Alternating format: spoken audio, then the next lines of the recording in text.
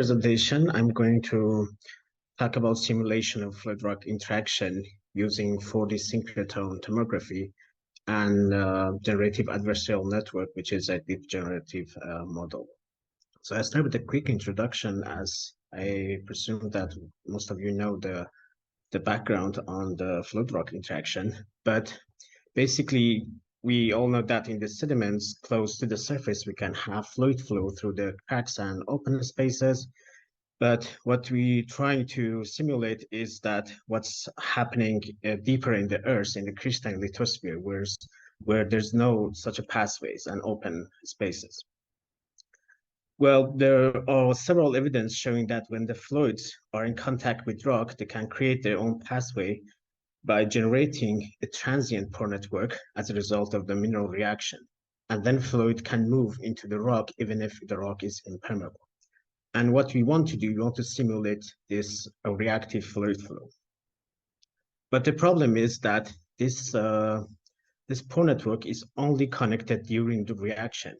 And when the reaction is terminated, for example, if you sample a rock from field and look at it under the microscope, you see that all the pores are disconnected. But we know that at some point in the past, they've been connected. So what we want to do here, we want to use AI to reconnect back these pores to the time of the reaction so we can simulate reactive fluid flow. So the first step to do this is to design an experiment and see and observe this process and what's happening when you do this experiment.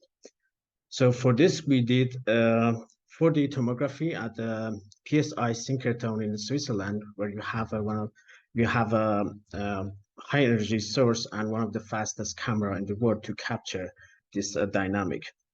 So what we did, we put our sample in such a cell, which is designed by our colleagues from the University of Edinburgh. It's a triaxial X-ray transparent cell, and where you can put your sample in and inject the fluid, apply the confining pressure, and do the scan at different times. So the sample we used is a KBR KCl system as a salt analog for such a reaction in the nature. So here, for example, is a KBR crystal, and then we drill a small hole at the edge of the sample in this case, and did a tomography every 1 minute. And here you can see how the reacted part, this gray color, is going into the sample in different times. But you probably can see it better if you look at the one slice here. So here you can see how the reaction moves into the sample, pores are generated, connecting together, coarsen, and then until the end of the experiment. But the first challenge here was to process the images, because we did a different experiment and we got more than 8 terabytes of the image. So here is when the deep learning comes to rescue. So we process the image, basically denoising, registering the image, and segmenting the image using the deep convolutional neural network with the U-shape architecture. But I'm not going to talk about this part here, but this is an example of the results where you can see the pores, these white pixels, how they evolve with time, how they are generated, connecting together at a different time. So this was the first step, but the next step after this was to quantify the image. And for this, we used a spatial correlation function, also known as statistical microstructure descriptors, or SMDs, which are defined as a probability of the endpoints with the distance r to lie in the same phase. For example, you can define 2-point correlation, 3-point correlation, 4 points, and so on. So these SMDs show kind of the geometrical pattern in your microstructure and are very useful to better understand and interpret your microstructure. For example, here you can use these SMDs to quantify your image, encode your image, basically using these curves. So this plot shows the probability, and the x-axis is the r, which is distance between points. And for example, where r is 0, which will be the probability of the only 1 point, it shows your volume fraction or porosity. And r at which you reach the first minimum in the curve shows the average pore size. For example, here the R is around 20, which will be 50 microns. So it shows that our average pore size in this image, channel size actually, is around 50 micron. So we also defined the linear path, which is the probability of a whole line to be on the same phase. So it shows kind of linear connectivity in your image. And also two-point cluster function, which is different than two-point correlation function in this way that the 2 points should be on the same cluster connected network.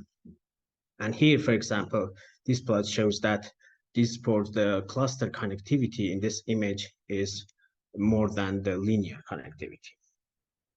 So this is to quantify one single image, but to quantify the microstructure evolution, we defined another metric called the omega metric, which is simply the distance L1 distance between each correlation function at time t with respect to the initial state. For example, initial state can be the beginning of the experiment. And then you can calculate this difference between this curve, which shows kind of how your microstructure evolved with time. And here, for example, you can see how these SMDs evolve with time and also how the microstructure evolved with time. And if you look at the curves, you can see that after 140 minutes, for example, here, all the curves stabilize, which shows that you kind of reaching the equilibrium and your microstructure doesn't change that much, except for this purple curve, which shows the cluster connectivity, which keeps increasing with some oscillation. So it shows that at some point your microstructure doesn't change that much, but your cluster connectivity improve with some oscillation, which is because you have an equilibrium between the dissolution and precipitation. So some pores just disconnect, connect, disconnect with time. So we can use this to quantify our image for validating our models. And then the next step is so far we have a large data set of the image, which shows the microstructure from being disconnected to the connected. And the next step is to train a deep learning model that learns how to connect the pores based on this experiment. And the idea is to what is called semantic image editing in the computer vision. And so people using this to edit the real image by manipulating the image attributes. For example, here is a photo of me a few years ago, and one attribute can be age. So then you can edit the age and make me younger or make me older. Another attribute can be, for example, the expression. So here's me usually in the morning before the first coffee, and here is the after the coffee. And you can also change attributes like gender. So you can change the gender and edit the image. So these are the attributes in the human face photo example. But in our case, these attributes could be the connectivity of the pores that we can edit in the realistic way. So to do this, we use the generative adversarial network, or GAN. So in GAN, which is based on the game theory, we have two convolutional neural network. So if I can get this laser point, yeah. So we have two convolutional neural network, generator and discriminator, and there's a competition between them. So generator takes a sample in normal distribution and tries to generate a realistic image to fool the discriminator. And discriminator is another convolutional neural network and is basically a classifier whose task is to distinguish between real and fake image. And then we calculate the loss, we go back and update the parameter until we reach an equilibrium, which is the point that the discriminator is no longer able to see the difference between real and fake. So it means that we have a powerful generator after the training, which is a little bit challenging. But at the end, we will have a generator which can generate super realistic images to basically fool the discriminator. So this is the classic GAN introduced on 2014, but here we use the another GAN, more recent version called the Style GAN 2 with the adaptive discriminator augmentation. And the main difference here is that you sample a normal distribution, but you map it into an intermediate space, which is called W space. And then from here, you extract a style, which is basically any variation in your image, and you inject it to the different layer of your generator.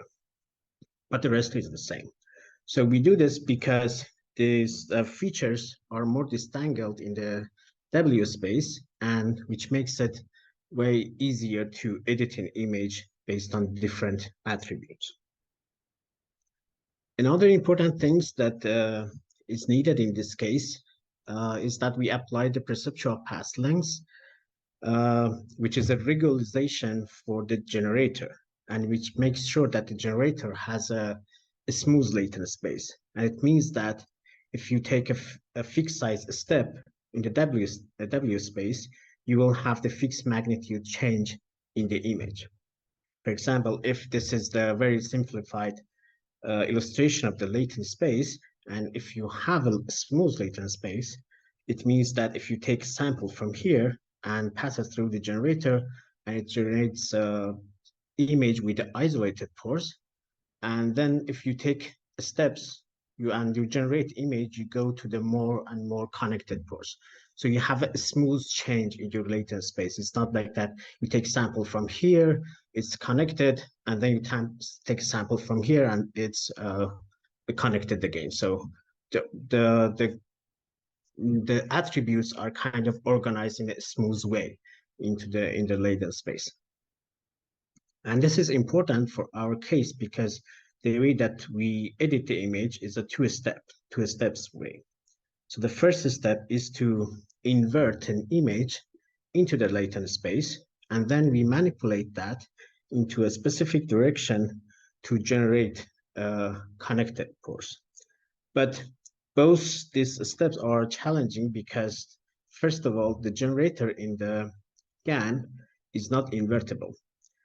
And the second, finding this semantic direction in this high-dimensional space is not easy. So what we do for the GAN inversion is that for the inverting the GAN, we train encoder. So here we have a trained generator, we keep it fixed, and then we train encoder against the discriminator in a way that it takes the image, when it takes the image and map it in the latent space, and when it goes to the generator, you reconstruct an image, exactly the same image and your real image, or as close as possible. So here the loss function for the encoder has 3 terms. The first term is just a mean square error in the pixel space. So we are in the image space here. Here is the perceptual loss, which is the distance between the image, but distance between feature. So this F is the feature extractor, which is a VGG 19. So you extract feature and then you calculate the distance between these 2 images in the feature space. And this is an adversarial term, which you also have it in the discriminator. So this is the adversarial term for the discriminator, and then we apply a R1 regularization also on the discriminator. So we use this, we train the encoder that map a real image into the W space. And then for the semantic direction, to find the semantic direction, what we do, we generate thousands of the image. Here we generated 10,000 image, and then we label them as 0 and 1, 0 for disconnected, 1 for connected. And then now we have a latent code from the encoder, but those latent code now are labeled as 0 and 1. So if we go to the latent space, then we can train a classifier. Here we train the SVM, support vector machine, on the latent space to create a decision boundary between isolated pores and connected pores. And when you have this, you can take an image, invert it back to the latent space, and if it's disconnected, it will be somewhere here. and then you can manipulate that latent code in the direction to the normal to this hyperplane and to go to the other side of latent space. So this way you can edit connectivity of the pores. Here you can see the results. So here's an example of our experiment. And here you can compare it with the results of our model connecting the pores. And if you look at the evolution of the spatial correlation function, you can see a good agreement in the curves and also good agreement visually. So it shows that our model has learned how to connect the pores from the experiment. And then when we have this model, we try to use it on the natural sample, for which it's not possible to do the same experiment due to the technical reasons.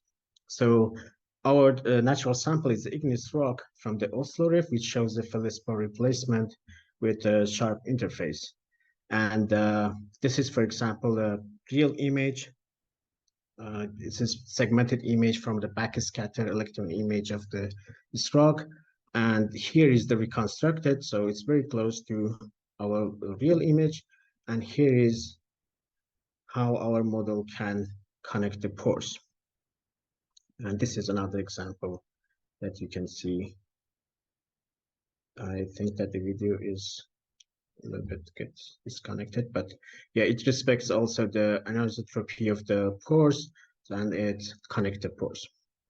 So after this, we do the permeability. So we do the fluid flow simulation using the voxel-based final element method. We need to do it on the GPU because we have hundreds of stacks. And here you can see the results of our experiment that we did. So the top, we drilled the cold in the center, and here this fluid is supplied from top. And as you can see, porosity can goes up to the 40, 35, 40%, and the permeability can goes to the 10 power minus 13 to 10 power minus 12 square meter. And for the natural sample, we use our model. We have a 3D images, and we connect the pores slice by slice. And here you can see how the pores are getting connected. So each color here shows that one connected component in the 3D image. And then when we have this, we can calculate, do the simulation. And as you can see, we can, in the different steps, we can have a high porosity up to the between 25 to 30%. And the permeability can go up to the 10 power 50. And if we put our results in this plot, which shows the permeability versus depths, so here the blue curve shows the average permeability over the large area and long time, but studies show geothermal and metamorphic studies shows that we can have a shift towards higher permeability due to the deformation and metamorphism. And if you put our results here, it will be very close to this point. And so it shows that we can have several order of magnitudes change in the permeability, but only as a result of metamorphism without any deformation. And so the take-home message is that it's possible to learn the evolution of the microstructure with generative model here again and apply it on the natural sample. And our future works is that we're going to do the experiment on the rock sample at high pressure and temperature, where because we have no new cell which can operate on the high pressure and temperature, and then we have that we can compare the simulation with the real ones because we don't have a real experiment data on the natural sample. And also I'm going to try the different models like a normalizing flow, transformer based, and fluid flow simulation using physically informed neural network, maybe to compare it with the numerical models. Thank you very much.